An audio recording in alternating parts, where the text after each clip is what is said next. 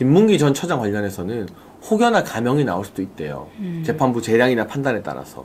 그런데 백현동 토지 용도 변경 허가 부분은 옛날에 이재명을 풀어준 사람이 화천대유 로비 받았던 권순일 전 대법관이잖아요. 3심에서 무죄로 풀어준 게 권순일이 와도 안 된대요. 이게 결국에는 저는 민주당이 부추기는 효과가 있다고 봐요. 민주당의 말이 과격해지잖아요. 최상목 몸조심해라 막 이러고 헌재도 이제 막 때리잖아요. 네. 그러니까 민노총이나 뭐 전농이나 다 사실상 민주당의 하부 조직 아니겠습니까? 네. 그 중에서 돈을 원하면 그 자리에 그대로 있으면서 돈을 엄청 챙길 거고 그게 아니라 권력을 원하면 비례대표 쏙 받고 민주당 국회의원 되는 게 이제까지 전농과 이 체육협회가 해왔던 관행적 모습이거든요. 네.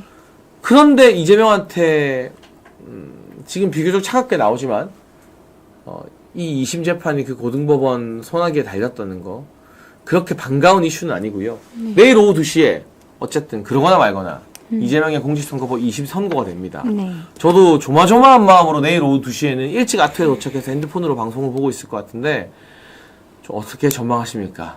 저는 당연히 유죄가 나오지 않을까 싶습니다. 1심 판결이 뭐 크게 뒤집어질 상황인 것 같지는 않고요. 그리고 계속 위중교사 관련해서도 뭐 위증은 있었지만 위중교사는 아니다 뭐 이런 이상한 말들도 계속 나왔었는데 지금 그때와 지금과 또 상황이 많이 달라졌다라고 생각이 들거든요.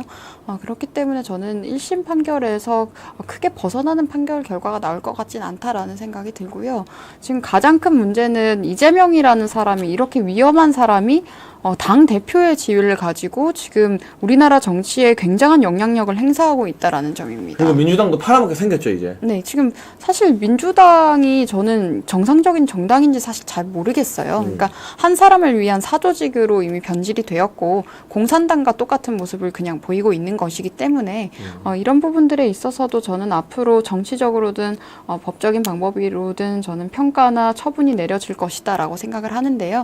같은 맥락에서 이재명 대표가 본인이 지은 잘못에서 벗어날 길은 없어 보인다고 생각합니다. 그러니까 이게 제가 법조인들 많이 만나보니까 김문기 전 처장 관련해서는 혹여나 감형이 나올 수도 있대요.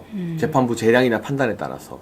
그런데 백현동 토지 용도 변경 허가 부분은 옛날에 이재명을 풀어준 사람이 화천대유 로비 받았던 권순일 전 대법관이잖아요. 3심에서 무죄로 풀어준 게 권순일이 와도 안 된대요. 왜? 이재명이 옛날 성남시 공무원들을 자기가 증인으로 불렀대요. 그러면 자기가 신청한 증인은 보통 부른 사람한테 좀 좋은 말을 해주거든요. 그러니까 부르는 거잖아요. 네. 이 사람이 나한테 불리한 말 할 것 같으면 내가 굳이 그 사람을 증인으로 부를 이유가 없잖아요. 근데 그렇게 나온 증인들이 전부 다 이재명한테 불리한 이야기만 한바탕 쏟아놓고 갔대요. 특히 협박받은 적 없다. 실무자들이. 윗선에서도 협박받았다는 소리 들어본 적 없다. 그걸로 끝나는 거예요. 네. 그걸로 일부 감형이 돼도 집행유예가 좀 적어지거나 또는 벌금 7, 800 정도가 예상되는데 1심 그대로 나면 제일 좋죠. 오히려 더 무겁게 나면 더 좋고. 그런데 그럴 가능성이 현저히 낮다. 네. 그럴 가능성이 현저히 낮은 가운데 민주당의 어떤 이런 오바와 집단 관계가 계속되고 있고 우리는 차분하게 민주당의 어떤 내전 유도에 말리지 않으면서 폭력 사태에 우리가 휘말리면 온 언론이 또 나서서 우리를 극우다 뭐다라고 막 할 거잖아요. 그러니까 그런 딱지 붙지 않도록 조심하면서 이 장애 집회에 나가보고 준비를 하면 될 것 같습니다. 근데 저는 언론이 극우라고 하든 말든 그건 이제 우리가 신경 쓸 필요도 없다고 생각합니다. 역시. 네. 이미 그런 프레임이 지금 다른 나라의 기성 언론들과 좌익 기득권들이 좀 많이 깨졌죠? 다 사용해 왔었는데요. 이제 그러한 세뇌로부터 국민들이 전부 다 벗어나고 있는 상황이기 때문에 그들이 뭐라고 하든 말든 우리가 떳떳한 행동을 하면 상관없다고 생각을 하는데 다만 그런 폭력 사태를 주의해야 하는 것은 사상자가 발생할 수 있기 때문입니다. 특히 그런 일이 그런 희생이 발생하지 않도록 각별히 집회에 참석하시는 분들께서 유의를 하셔야 될 것 같고요. 지금 정말 절박한 마음으로 대한민국 위기 상황에 대해서 정말 공포감까지도 느끼시는 분들이 많습니다. 그리고 그만큼 절실한 심정으로 지금 기도도 하시고 단식도 하시고 이렇게 여러 가지 모습으로 의견을 지금 표현해 주고 계신데 가장 중요한 것은 사실 안전입니다. 그래서 절대 다치시는 일이 없도록 맞아요. 각별히 유의를 좀 하셨으면 한다라는 말씀, 당부의 말씀을 말씀을 드리겠습니다. 네, 내일은 이재명 운명의 날을 맞이해서 저희도 오후 2시부터 라이브를 진행합니다. 이재명의 재판 선고, 장례찬의 정치펀치에서 내일 오후 2시에도 확인하실 수 있다라는 말씀을 드리고요. 이 트랙터는 다시 말씀드리지만 북한의 열병식에서는 군사 장비로 쓰이는 무기입니다. 이게 이동수단이지만 보니까 좀 위험한 미사일 같은 거, 소형 미사일이나 폭탄 같은 거 싣고 다니기 참 좋은 구조예요. 네. 그리고 사람이 접근하기가 되게 힘들잖아요. 그러니까 이게 일종의 미니 탱크 역할을 하는 거예요. 그런 것들을 저렇게 수십 대씩 띄워서 고속도로를 점거하겠다고 경찰과 실랑이를 펼치고 있으니 마음 같아서는 적어도 저런 사람들한테는 경찰이 좀 공권력을 강하게 써야겠다. 저는 좌파들도 너무 이해가 안 되는 게 저런 게 좋아 보이나요? 그런가 봐요, 진짜. 깃발 저렇게 막 하고 하는 게. 옛날에는 뭐 촛불 집회 하면서 그런 뭐 이야기들을 하더니 이제 그냥 아예 대놓고 폭력 집회하고 뭐 사람 압사시킬 정도의 위협을 계속 보여주고 있는데 그리고 저 깃발 같은 거 보면 태극기 빼고 다 있습니다.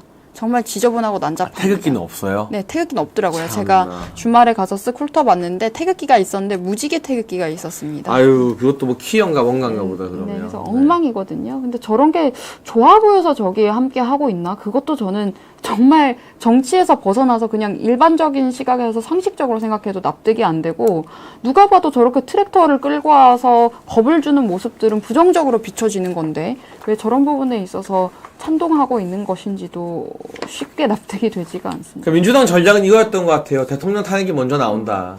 그리고 나면 그 분위기에 묻혀서 이재명의 2심 선고는 별로 중요한 게 아니게 된다. 그러니까 그게 저는 어이가 없는 게 처음부터 비상계엄을 사용했다는 이유만으로 이게 내란이라고 확정짓고 그들이 선동한 게 너무 웃겼습니다. 그러니까 우리 당 내부에서도 그에 동조했던 사람들이 많잖아요. 가령 한동훈 전 대표라거나 그 사람 말고도 너무나도 많았는데 네. 그런 식으로 이제 함께 한 팀이 돼서 그 사람들이 마치 비상계엄은 내란이다라고 확정짓고 따라서 탄핵이 되어야 된다라고 본인들끼리 정해진 답이 있는 것처럼 질주를 했지만 비상계엄이 헌법상에 명시된 대통령의 권한이기 때문에 그걸 사용했다고 내란으로도 볼 수가 없는 것이고 본인들이 탄핵안을 통과시켰을 때도 내란죄 명목으로 통과시켜놓고 나중에 또 내란죄를 빼버렸습니다. 그러니까 이런 식으로 엉망진창으로 해왔으면서 이게 지금 구렁이 담 넘어가듯이 본인들이 원하는 결과가 나올 수 있을 거라고 생각한 것도 저는 사실 조금은 멍청하지 않나라는 생각도 들거든요. 그러니까 그 이전에 무조건 대통령 탄핵이 된다. 그러면 그 분위기로 그냥 한 큐에다 네. 덮고 쓸고 가겠다라는 게 민주당의 전략이었던 네. 것 같은데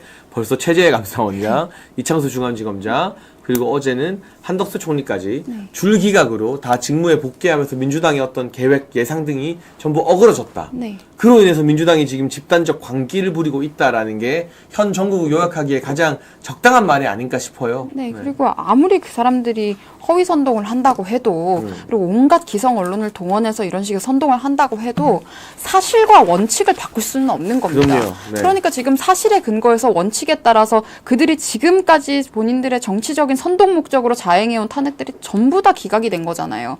그리고 대통령에 대해서도 당연히 저는 대통령 탄핵안에 대해서도 당연히 저는 각하 결과가 나오지 않을까라는 생각을 합니다.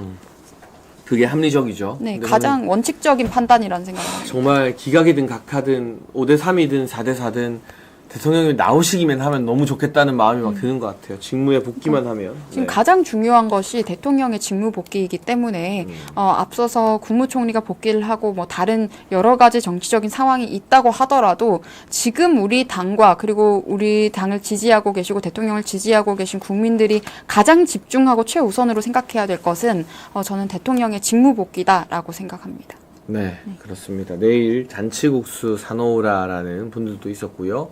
이재명의 운명의 날, 내일 2심이 선고되면 민주당은 아마 더 미쳐 날뛸 텐데 우리가 그걸 미리 알고 대비할 필요가 있다. 저들이 지금 계속 내전 이야기하는 건 뭔가 우리 쪽 보수 우파들을 자극해서 진짜 폭력 사태나 충돌 사태를 일으키고 그걸 가지고 언론 플레이에서 여론을 만들려는 꼼수가 전 눈에 너무 보이거든요. 그러니까 여러분 열받아도 집회 현장에서는 거리에서는 꾹 참으셔야 된다는 말씀을 드리고요.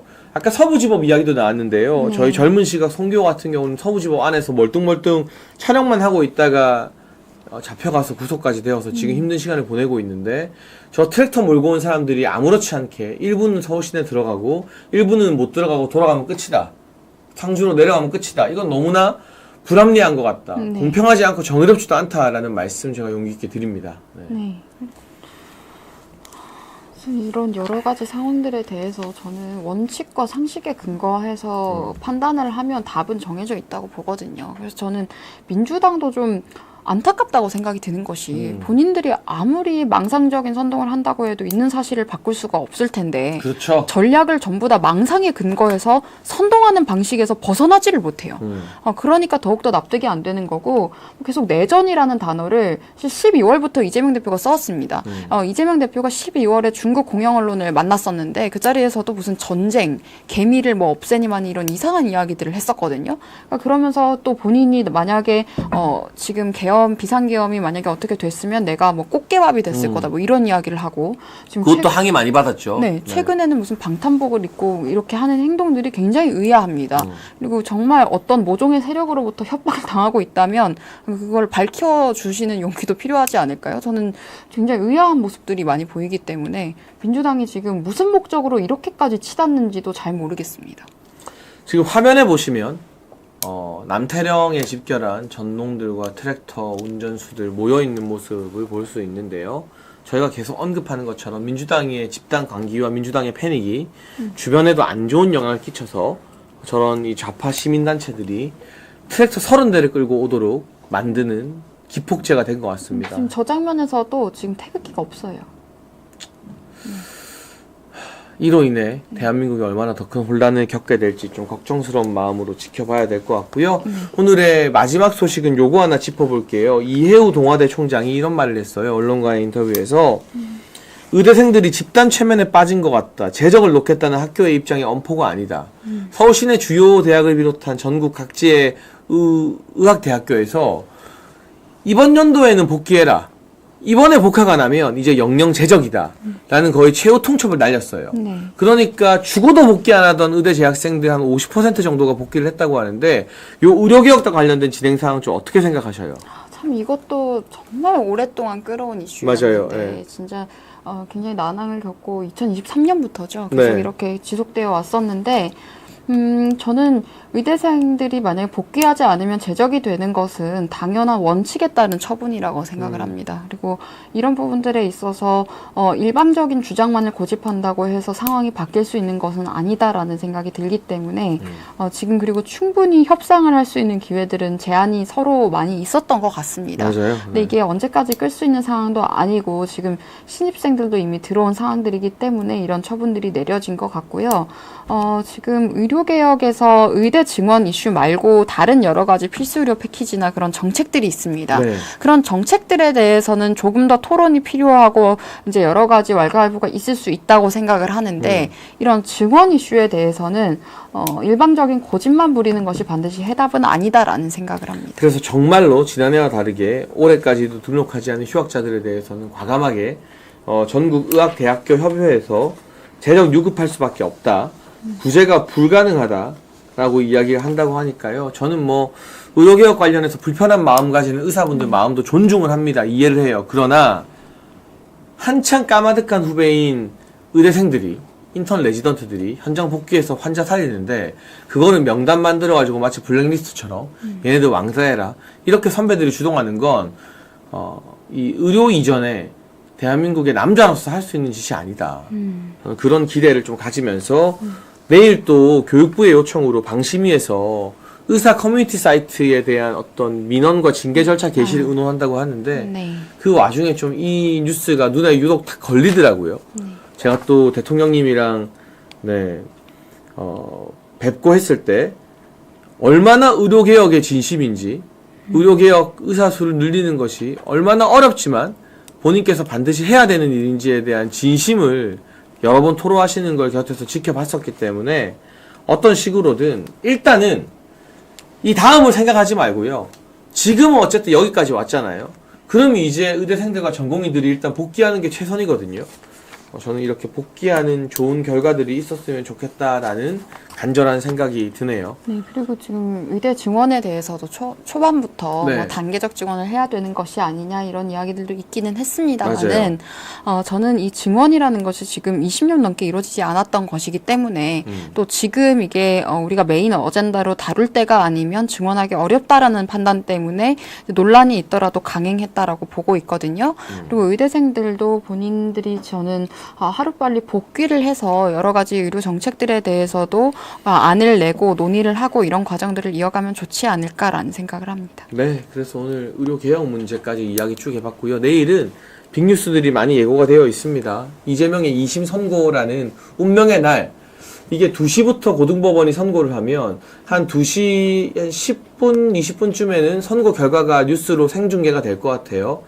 내일 오후 2시 장례찬의 정치펀치에서 국민의힘 박민영 대변인과 함께 이재명의 운명의 날 2심 선고 저희가 비하인드 스토리까지 판결문 바로바로 입수해서 전해드리도록 할 거고요. 백지원 부대변인 오늘 저랑 많은 이야기 했잖아요. 좀 어떤 우리가 이야기한 것 중에서나 이야기하지 않은 부분 중에서 이런 뉴스 우리 시청자들이 좀 관심 가지고 봐달라.